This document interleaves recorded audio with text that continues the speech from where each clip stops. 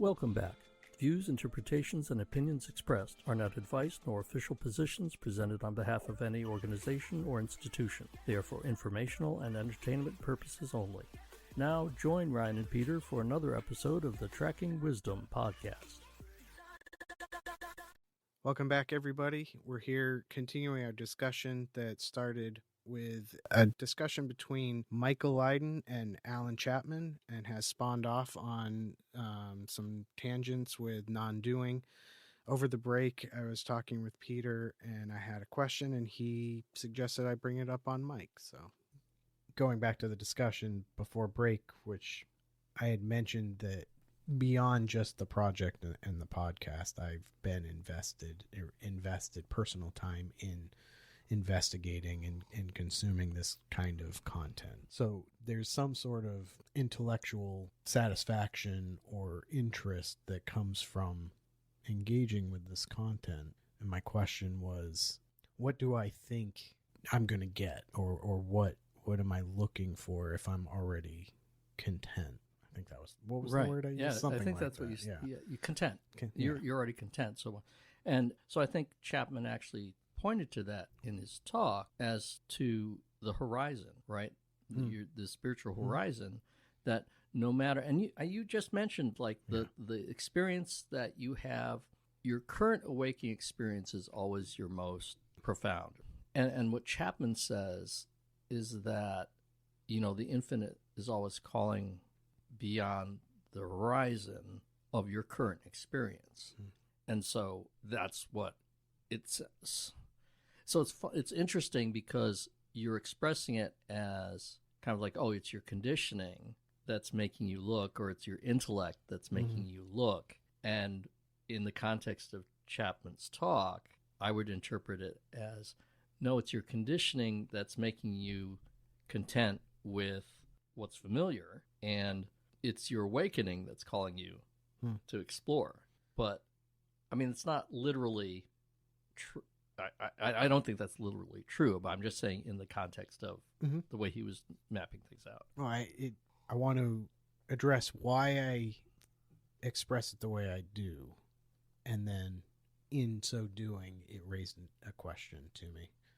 Also, in what he brought up, which was the reason that I frame it in that sense is because the sense and the calling, the pull towards the divine that I recognize is actually to stay put, to do the thing that I was expressing, and that in the quote unquote seeking, or the more intellectual path, I don't feel that pull.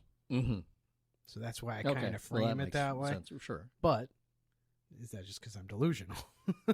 Or is it, the conditioning telling me that that's where I'm being pulled, where maybe there is something else? I don't know. I mean, this is where it gets annoying to be like, oh, okay, well, am I listening to my inner voice, or am I listening to my conditioning? Right. Kind of thing, right? And it's like, oh, well, like I said, is your contentment conditioning? I mean, I doubt it. There's a difference between contentment and comfort, right? And if you know what contentment is, I mean, it's different from the difference like from comfort. This makes me because you're not avoiding the uncomfortable, right? I find comfort. I mean, I obviously have another experiential situation in my current experience that is comfort, but it goes against the grain of what I am feeling aligned to. I'm talking about work. Right? Like I have a comfort there. There's something recognizable and familiar about that. But there's a running against the grain that underlies that whole thing versus this other experience I'm talking about, where it seems to me to be the most truest and aligned part of what my nature is calling to do. So that's why I would express it that way. I have this conflicting interaction between my ego and my true self. What I was saying before, this messaging, that the sense that you need to go further, and that this thing is calling you. But what if it's not? What? Right. Well, Like, I'm not saying what I'm experiencing is the end all be all of right, experience. exactly. But why? What am I missing? Well, that's what I was suggesting before. Is that so? First of all, we keep on coming back to the observation that you're content you're content just sinking in. Yeah. Right.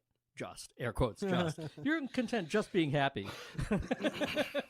Poor Indeed, Ryan. it's rough.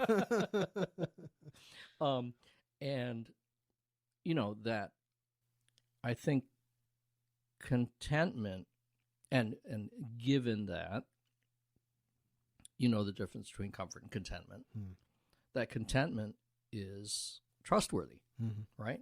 That doesn't mean that I'm going back to my earlier, I guess it was last session before last, proposition that your life until now and is an extended period of not doing. Right. It doesn't mean that you should move beyond non-doing. You may move beyond non-doing in the future. It doesn't matter. There's no like you should or it may happen or may not happen. But if that's your path, then that's your path. I mean, that's the thing. It's a way station in the path of awakening as we go through periods of non-doing. And so if that's where you are, that's where you are. Right. And yours apparently is just huge. And so I think that's, to me, that makes sense, right? And then equally, as you say, there's some conditioning that's saying, oh, you should be exploring more. And what I was going to say, I don't think I said this earlier, is that, when I had my first, air quotes, first awakening, so I was in the 45-day course, I got assessed for fundamental well-being, and my mentor said, oh, you're location 1. Then I started feeling like I should have more spiritual doing for quite some time after that. After I got out of the course, and we kept on getting content because Jeffrey just keeps on sending content after you get in that. And then we did, I think, the Explorers course, and I started feeling like, oh, I should be doing this stuff, which is absolutely conditioning. Yeah. Like, oh, he's offering me this, I should be doing, or he's saying I should be. He says explicitly, you should be doing this. And it's like, oh, I should be doing it, And then it ended up like, I finally realized, like, oh no, I shouldn't. It's not that I should be doing it. I could do it. I'm comfortable not doing it. Like, it's making me uncomfortable thinking that I should do it when I'm not doing it. Like, I'm recognizing I'm not doing it. Okay, well, that's what you're doing. Like, so it's easy to have conditioning. I mean, it's common. I mean, it's cultural for us to have the condition like, oh, I heard about something, therefore I should be doing it, right? So yeah, so it's like zeitgeist as opposed to personal conditioning, right? It's not your. I wouldn't think it's your personal conditioning that you think you should be doing this stuff. I don't feel like I should be doing it. It's that I feel like that's the message coming out of the content is absolutely. That you should be doing Absolutely. this, and I know that it doesn't have to be that. It's not that you can't do it or that you shouldn't do it. So unfortunately, the awakening. Oh, what's it called? The transformative space, right? I think that's what Jeffrey calls it. The transformative technology space, which apparently what he means by that is like awakening content, I think, right? It's like all this stuff that unfortunately for us, it exists in the context of a capitalist structure. Yeah. I mean, where do we get our content? YouTube, which is like, what's the word I want to use? Kind of an archetype of capitalism, clickbait. And so, unfortunately for us, there is literally heavy marketing around these ideas. Now, I'm not saying that Chapman was marketing. He was trying not to. He was like really trying not to. Like, he's like, yeah, I'm not trying to get people to sign up. Like, I don't want to. But the context in which we learn about these things really is that. And in fact, did I tell you about my friend writing a book about that? So, said she's writing a book. Well, she intends to write a book and this is another project for us, or another space, about the cost of awakening and the marketing and the fact that, and she lives in Aspen, Colorado, and has for like 40 years. And she's like, I live in the billionaire's playground. And like literally Jeff Bezos had a birthday party there. She was saying like Jeff Bezos was here last week and you can't not know that. Like, if you live here, it's like, you know that. It's like, ugh. And so, she was commenting on the industry of awakening, and because she's been working through different methodologies for over 40 years, she's like, and it's paid for retreats and courses, and she wants to write a book about the kind of this industry, the cost of awakening. And so I invited her. I said, when you're ready, I think it would be a really great match for our podcast, but she's, I think, with her book where I am with my book, which is like, I could write a book. And I said, oh, actually, I have two friends who just finished books. So, we could, and I sent her to your Substack, actually. Oh, really? I said your side, and I said, oh, unfortunately, I realized he focuses on creative writing. Right. But, there might be useful content. It's like, oh, yeah, maybe I should read your Substack. So I read a couple, by the way, and I've been pressuring my daughter to connect. Yeah. Because she's, I know she likes looking, to write. well, she's looking for a pro. So we talked earlier about her college application process. And she's specifically looking for a creative writing program. Oh, cool. So I keep on telling her, it's like, well, I know someone who wrote a novel or is about to finish a novel. About to finish. But, and a novelette. But I recommended your Substack because I did read a couple articles. I'm like, oh, this is really cool stuff about the process of writing. So, thank you. But I appreciate the of course, promotion. she's going to ignore it. That's fine. because I told her. That's all right. No, I'm hoping that at some point, at least down the road, sometime she'll talk to someone who's actually been doing some serious writing. Yeah. You were talking about industry, and my thought or comment was that the material is written on or created on a premise of something missing, right? People who feel fulfilled are not generally looking for more material. Right. And yet sort of I am, and I guess that's where like maybe there's a disconnect in the delivery of the content that I'm not necessarily, I don't know. I'd say it's a mix. Yeah. I mean, that's the thing with POK is that, as we've talked about before, it's sometimes we don't feel comfortable with that community. And for me, it does bring up feelings of spiritual doing. Like, oh, I should be doing more. I mean, because it's a very active community and people get together and they do a lot. I mean, they sit through these 2-hour, 3-hour sessions.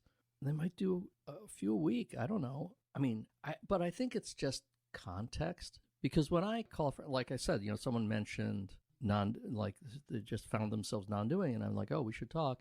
And we had a 2-hour conversation. And generally when I have conversations now, they're more often an hour than they are 15 minutes. Right. Because basically, that just doesn't sound the right way. I'm going to say people who are worth talking to. It's not that people are worth talking to. It's not whether someone's worth talking to. It's a thing that's worth discussing or a topic that's worth having a conversation about. For me, I don't know. Just when I connect with someone, it's like it just goes for 2 hours. Yeah. It just does. Yeah. Or 5 if you're me. I mean, because we just don't do small talk. Right. I mean, in like the way we're experiencing things right now, there's not a lot of small talk. Although I am getting better at small talk. Am I? No, I'm not. Because I was thinking about the conversation. Did I tell you that I offered meditation services? No, I think you had been. Is this around the where you're working out? Yeah. So you had talked about. I'm at a fitness center, and I had approached the owner a few weeks ago. So it must have been since we did last. And I'm like, oh, I'm just going to take the plunge and suggest to her and that, asked if she was interested or suggested if she was interested in having some kind of meditation services or event that I could do that because I'm just finishing my certification. And I said, I said, whatever works for your clientele, whether it's for free or for a fee or, whatever, however you would want to do it, it's something I'd be interested in. And it was a surprisingly long conversation. Like we just chatted. I mentioned Reiki. She mentioned the podcast. Oh, really? Yes. She said, oh, I heard you have a podcast. How'd she hear that? I have your podcast on my list. I was like, oh, have you listened to it? She goes, well, I'm finishing an audiobook, but Sophie told me it's really good. Who is this? This is my trainer. Oh. Is Sophie, and the owner is Sarah. And so, yeah. So anyway. Thank you for doing the marketing for me. So it's interesting. So it's maybe more shining the light. Yeah. And like talking about what I'm actually interested in rather than making small talk, and finding that people are interested in, but it's selective. Like I don't talk to everybody. And there's some people I've started conversations with. I'm just like, not happening. It's like, nah. I was just going to say, I feel like the crux of what my sentiment is around non-doing, which is, I mean, I'm coming from it from the other perspective, which is, I feel like people are saying do, and I feel like maybe I'm equating the term practice with doing. And when I hear a necessity, and you had said you wanted to talk about spiritual non-doing, and maybe that's to that. Just what I was saying before about when I was finishing the 45-day program, okay. and I kept on getting materials. But I think that, unless you're reclusive, you're going to feel the cultural conditioning of, oh, look, there's all this new stuff. Yeah. And there's that condition of like, oh, new. Like, speaking of which, I was gonna talk about my new car, but I don't know if I should do that. No, because I got a new car. Okay. And my previous car, I got a base model because it's like, oh, that's the one with the best mileage. It's a hybrid. Mm-hmm. The base model has the best mileage, and the upper trim levels, the battery, I don't know, whatever. Okay. Like they sacrifice battery space. The battery's not as good. Okay. So the upper trim levels tend to have less mileage. Okay. And so when it's time to get a new car, I said, you know what? I'm retired. I can afford it. I'm going to get a top trim level for a change. Like I'm just getting the top trim level. I'm not going to, think about it. and so I did. And it comes with alloy, like the thin alloy tires. I mean, the big alloy wheels with the thin tires, and it's like more susceptible to road damage. And if you do wreck a wheel, they're like, it's like, and then I'm realizing like, oh, and then it's got all these sensors, like the bumper. Mm-hmm. Each bumper has like 4 sensors on it. So basically now it's not a bumper, right? Because if you bump it, now you've just created how many $100s of damage to the camera or whatever. And so I'm feeling very protective of the car, which I never have before. Like I've had new cars before, but I've just been like, yeah, whatever, it's a car. Right. So I've had a couple over the weekend. We drove up to Salem, and I was really uncomfortable. Really? Because the bad drivers. Yeah. And I was like uptight about my car. I'm like, okay, I got to let go of like, this is too much. Yeah. Like, I hadn't realized that choosing to get high trim would be upgrading my level of concern. Right. About the for the possession. Exactly. Yeah. And so I'm like, so it's a lesson. That is a lesson. That's interesting. It's like, oh, I don't like this. Like, oh. So anyway, that was just an observation. But going back to Chapman, I wanted to swing back to Chapman's practice because I had an interesting. So what was your experience of the angel practice when you tried it? I don't know exactly what you're looking for, but I would say that it felt aligned with a practice I would typically or if I were to do a practice, that would be something I'd be inclined to do. So I had two distinctly different reactions. The first time I did it, and I have to say, I didn't like formally sit down and, the way he led it. I just did it afterwards. I kind of tried it on for size. Mm-hmm. And my first time, I had a lot of resistance to it, which was, I'm like, oh my God, I still got so much Western cultural Christian indoctrination around doing an invocation. And it was like, ooh, this is, it's pretty benign. My holy guardian angel, it's hard to see how that could. You're not even invoking, you're just consenting. I know. You're allowing. I know. But I definitely had that experience of discomfort, of childhood religious anxiety, which I was never religiously anxious as a child, but anxiety from my religious childhood. And then when I did it at night more seriously, I've been doing it in bed, I found myself, well, I guess because he said you can use a name. Well, what he said was, if you've met the angel, you could use a name. And so I was conflating the practice with the Green Tara practice. Okay. Because it just feels very much the same. Although the Green Tara practice is more formalized, there are more specific, there are specific steps, and there's a specific standard image, basically, which is, that this figure has specific limb positions and hand positions and objects associated that you visualize with it. So it's not the same in that sense, because the angel practice is just purely a verbal practice. You don't visualize anything. You wait for the something to show up. So I don't know if it's worth me doing, because I seem to be conflating those two, but I did feel like it was helpful. I don't know if it's just because it returned me to the Green Tara practice, but I wasn't actively doing the Green Tara practice.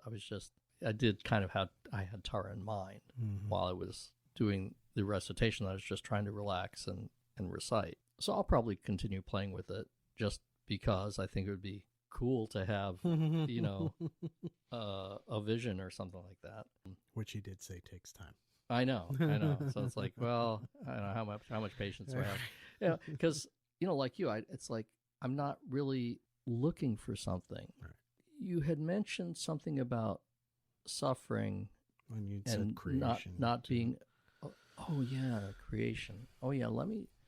So you used the phrase, my place in creation. There was one phrase you used, and then another one you used was participating in creation.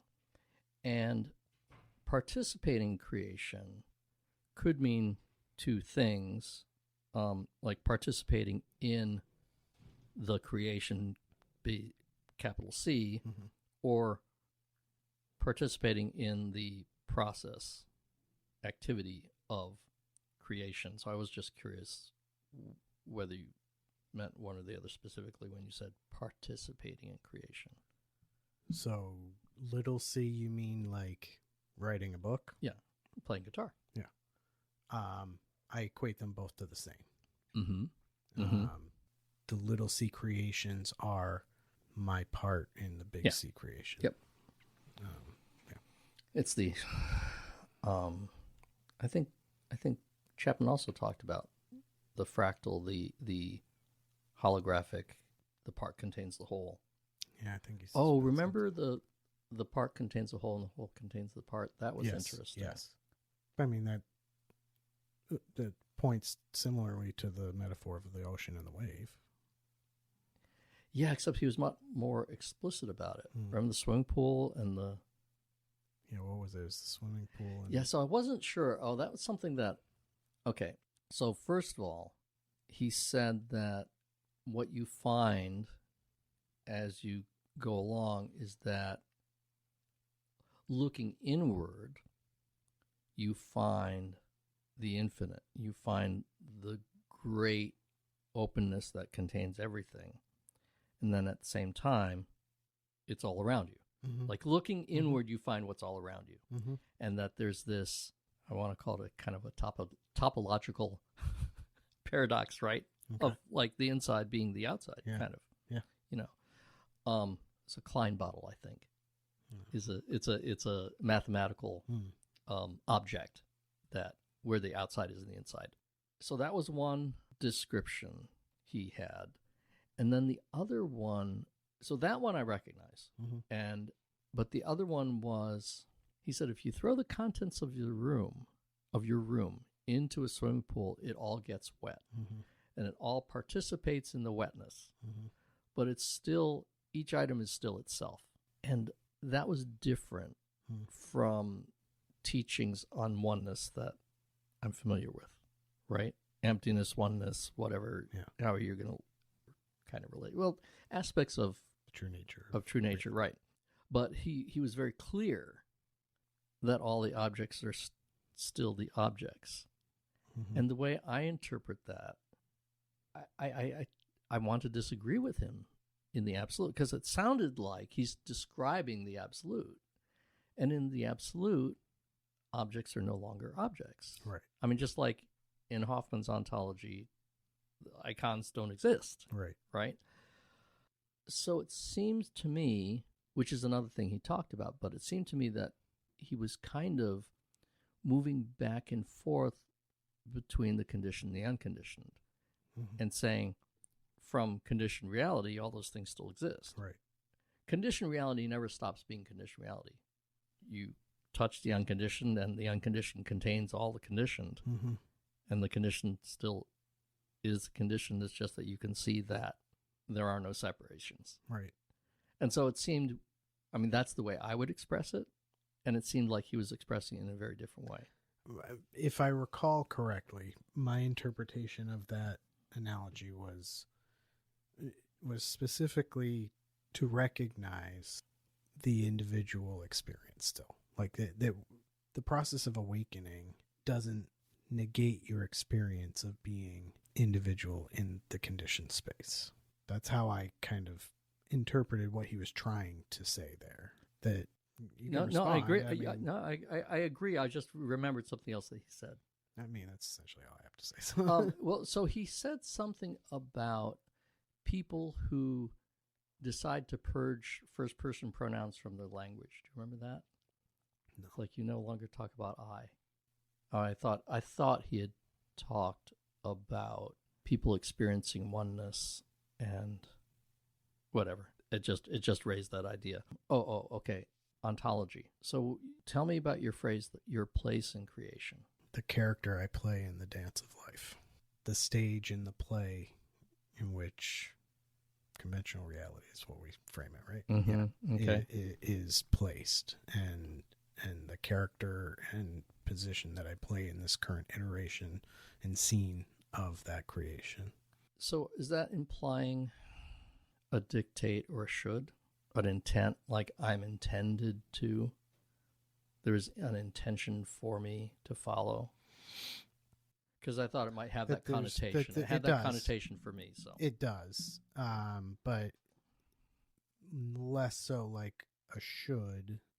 That there's an alignment with my higher self in a way to navigate this time and space in a way that aligns with whatever my higher self is.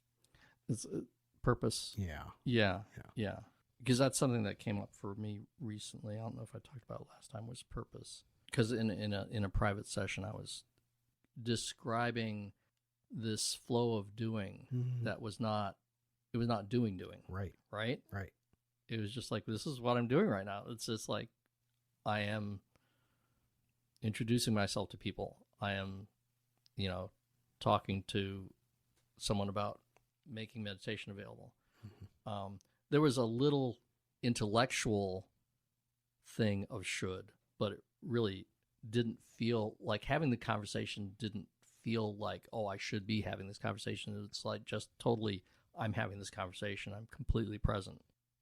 Did that feel aligned with purpose? Very, very much. Yeah. And that's, so to me, see, that's moving out of non-doing, but not in a conventional way. Maybe it is non-doing. Maybe that is non-doing. I would still say it's non-doing. Yeah. But see, now I'm struggling with the fact that I feel purpose but I'm not doing. There's the problem, I guess. Right? Yeah. And so for instance, the meditation program that I'm supposed to write. I should write. I haven't been, and then there's some conflict there. Okay. So I shouldn't get on your ass about that. Yeah. Well, we might talk about accountability. I'm just kidding. No, actually, I'll tell you about it. But so the last notes I had, which are actually the first notes I had on Chapman, were creation, integration, and relationship, which I guess I can't really speak to. I thought they were interesting elements of his talk because he did talk about integration. I can't remember what he said about it. He talked about magic as being creation, which my sense is that it was more in alignment with what you talk about as participating in creation by performing creative acts. And then he also talked about relationship. I mean, these seemed like key concepts to me out of his talk. And relationship is, for me, like a really big marker of awakening experience. Yeah, I mean, I would say in the past year, my relationship has completely changed. Right. All right. So I think I've run dry on Chapman. And I would really like to talk about the threads model. Yeah. So thank you for listening to this extended discussion on Michael Leiden and Alan Chapman. I will link Alan Chapman's information below. And next discussion, we will be talking about a new model or an alternative model, I suppose, of, how would you call it, location or places. It's a new model of the awakening process. Yeah, and it's called the threads map. model. Yeah. A map, yes. Yes. So tune into that episode to learn more. See ya. Bye.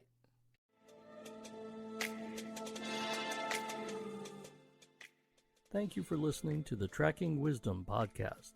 Join us next time as we continue the discussion. Don't forget to follow us on Facebook, Instagram, and YouTube, and visit www.eth-studio.com for more information and content.